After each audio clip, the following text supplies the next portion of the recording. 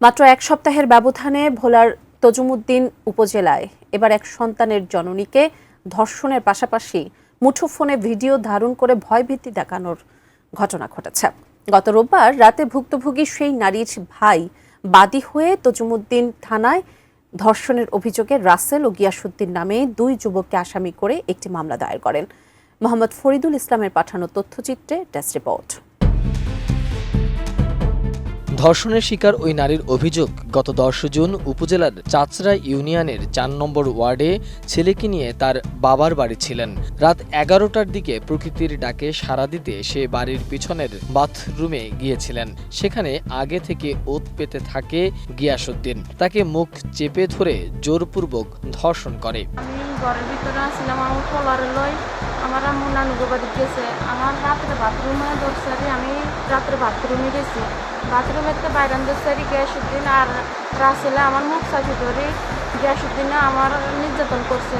আর রাসেলে সামনের থেকে আমার ভিডিও করছে। ভিডিও করি যখন গিয়াসউদ্দিনের নির্যাতন শেষ, তখন রাসেলে আবার আমার নির্যাতন করেন দরসারি। আমি ঝাপটা মারি, আমি ঘরের ভিতরে চলে যাই, আমার ঘরে কি ওর দ্বারা পেতেছি।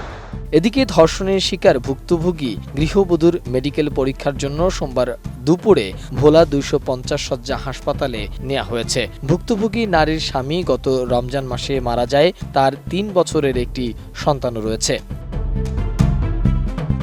অভিযুক্তরা স্থানীয় আওয়ামী লীগের কর্মী হলেও বর্তমানে স্থানীয় প্রভাবশালী বিএনপির বহিষ্কৃত এক নেতার ছত্রছায়ায় তারা এসব অপকর্ম করছে বলে অভিযোগ রয়েছে। তজুমুদ্দিন থানার ভারপ্রাপ্ত কর্মকর্তা মোহাম্মদ খান বলেন, এই ঘটনায় ভুক্তভোগী নারীর ভাই বাদী হয়ে থানায় ধর্ষণের মামলা দায়ের করেছেন।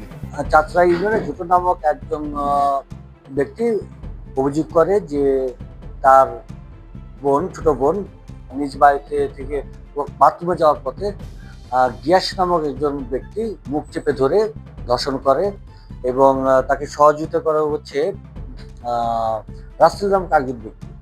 উক্ত সংবাদ ভিত্তিতে আমরা একটা মামলা রুজু করেছি এবং উক্ত গিয়াস এবং রাসেলকে গ্রেফতার এবং মামলা তদন্ত করার জন্য আমরা কাজ করতেছি। এর আগে গত সোমবার তজুমুদ্দিন উপজেলার শম্ভুপুরে স্বামীকে রাতভর নির্যাতনের পর স্ত্রীকে দলবদ্ধ ধর্ষণের অভিযোগে তজুমুদ্দিন থানায় একটি মামলা হয়।